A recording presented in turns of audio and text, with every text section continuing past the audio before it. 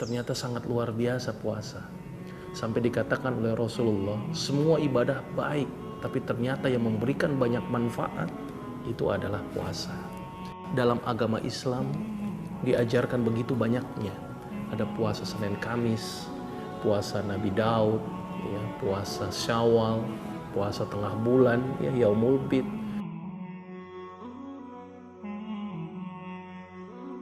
Di sini diambil kesimpulan bahwa ternyata puasa bikin panjang umur. Kenapa puasa bikin panjang umur? Saya akan terangkan dari sisi teoritis ini. Glukosa dan oksigen masuk ke dalam mitokondria menghasilkan ATP, itu yang disebut dengan energi, dan menghasilkan radikal bebas yang disebut dengan O2-min. Nah, radikal bebas ini kalau seandainya dia banyak di dalam darah, maka dia akan banyak merusak sel-sel normal. Oleh karena itu batasilah radikal bebas tersebut. Dengan apa? Dengan sedikit makan. Diharapkan dengan sedikit makan radikal bebas dalam tubuh itu juga semakin sedikit. Semakin sedikit radikal bebas, maka semakin sel-sel yang lain akan dirusak juga semakin sedikit. Semakin sedikit kita makan, maka Allah menyediakan yang namanya hidrogen peroksidase. Kemudian katalase yang akan mengubah radikal bebas menjadi oksigen dan air lagi. Oleh karena itu, kenapa orang yang berpuasa atau tikus yang tadi berpuasa umurnya lebih panjang? Karena kenapa? Karena sel-selnya tidak dirusak dengan radikal bebas yang dihasilkan dari setiap pembakaran di dalam sel. Orang yang kenyang, kondisi di dalam gula di dalam darahnya semakin meningkat. Ketika gula di dalam darah meningkat, maka tubuh akan merespon dengan memproduksi insulin. Dan insulin itu akan memasukkan gula itu masuk ke dalam sel dan normallah gula darah tersebut. Tapi apa yang dilakukan tubuh ketika kita lapar? Ternyata tubuh akan merangsang ginjal dulu untuk memproduksi yang namanya epinefrin. Maka itu tidak heran kenapa kalau kita lapar gemeter kita.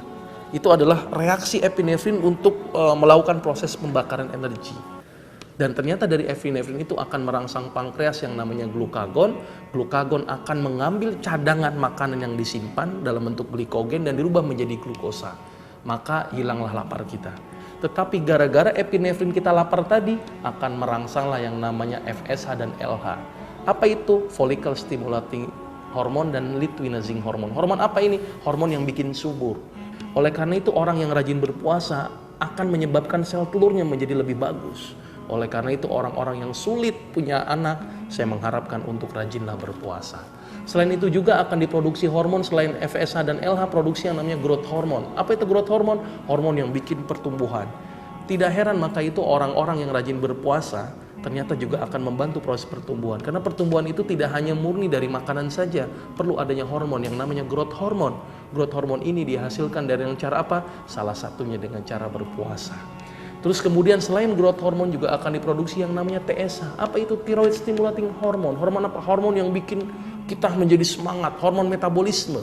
Maka itu tidak heran kenapa Rasulullah banyak berperan di bulan puasa. Ternyata ketika bulan puasa seharusnya orang loyo, tapi kenapa Rasul tidak loyo? Karena ternyata diproduksi yang namanya TSH tadi. Untuk metabolisme malah tambah semangat. Ditambah lagi dengan adanya glukagon, kekuatannya menjadi lebih luar biasa.